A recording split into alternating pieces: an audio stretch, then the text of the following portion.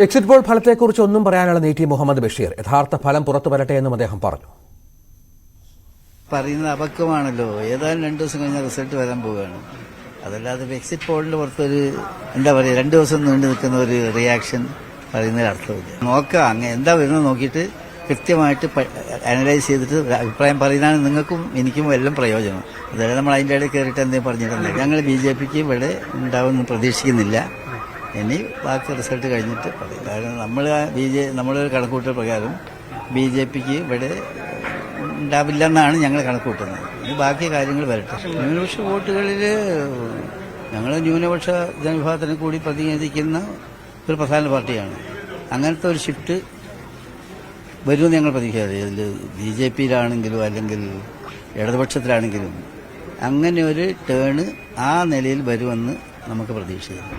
നമ്മൾ ന്യൂനപക്ഷ പിന്നോക്ക ജനവിഭാഗങ്ങളുടെ വോട്ട് ഏത് കാലത്തും UDFന്റെ കൂടെ നിന്നതാണ്. അങ്ങനെ തന്നെ ഉണ്ടാവുമെന്നാണ് ഞങ്ങളുടെ പ്രതീക്ഷ. CPM മത അല്ലെങ്കിൽ ജാതീയത കൊണ്ട് കളിക്കുന്നു. BJPയെക്കുറിച്ച് നമ്മൾ പറഞ്ഞ എന്താണോ അതേ സംഗതി ഇവർ ചെയ്യുന്നു എന്നതാണ് വടകര നൽകുന്ന സന്ദേശം.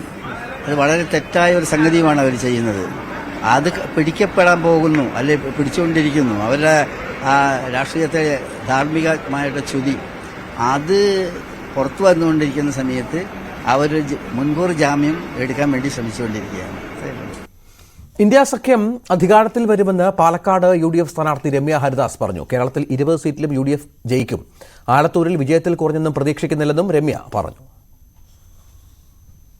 വലിയ ആവേശത്തോട് കൂടിയിട്ട് ആ റിസൾട്ട് അറിയാൻ വേണ്ടി കാത്തു നിൽക്കുകയാണ് ആലത്തൂരിലെ പാർട്ടി പ്രവർത്തകരും മുന്നണി പ്രവർത്തകരും. അതോടൊപ്പം തന്നെ ആലത്തൂരിലെ എന്നെ ഹൃദയത്തിലേറ്റി കൊണ്ടു നടക്കുന്ന എന്റെ ജനങ്ങളും. അത് വലിയ ആവേശത്തോടു കൂടി ഐക്യജനാധിപത്യ മുന്നണിക്കൊപ്പം അവരെല്ലാം രേഖപ്പെടുത്തിയിരിക്കുന്ന വോട്ടുകളുടെ വിവരം അറിയാൻ ആലത്തൂരുകാർ വലിയ ആവേശത്തോടു കൂടി കാത്തു നിൽക്കുകയാണ്.